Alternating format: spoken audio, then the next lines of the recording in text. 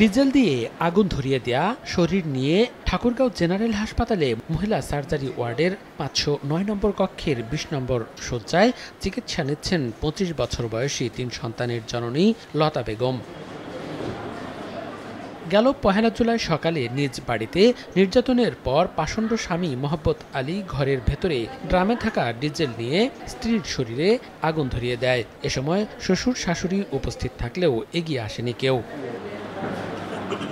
প্রতিবেশীরা তাকে উদ্ধার করে ঠাকুরগাঁও জেনারেল হাসপাতালে ভর্তি করেন। স্বজনদের অভিযোগ, মোহাম্মদ ৪ মাস আগে দ্বিতীয় বিয়ে করায় প্রায়ই ঝগড়া করত প্রথম স্ত্রী লতার সঙ্গে। মেয়েটা তো আবার ভাতিজির সংসার নষ্ট করলো। তা ওই মেয়েকে ছেলেকে আমি ভালোভাবে বিচারটা চাই। নগদের কাছে সব গ্রাহকই প্রিয়, তাই তো সারা দেশে ক্যাশ আউট চার্জ সবচেয়ে কম। এখন তো চিকিৎসা নিমো কোনো আমার টাকা পয়সা নাই। দুই প্রশাসন একটা ব্যবস্থা এমন একটা লোক যে উন্নত চিকিৎসার জন্য রংপুর যেন এরা প্রেরণ করে চিকিৎসা করতে পারে। লাইফ সেভিংয়ের জন্য যেটা দরকার সেটা আমরা করছি। এই ব্যাপারে যদি তারা উন্নত চিকিৎসা করাতে চায় সেটা ভালো হবে। ঘটনার ৩ দিন পর অভিযুক্তকে গ্রেপ্তার করেছে পুলিশ।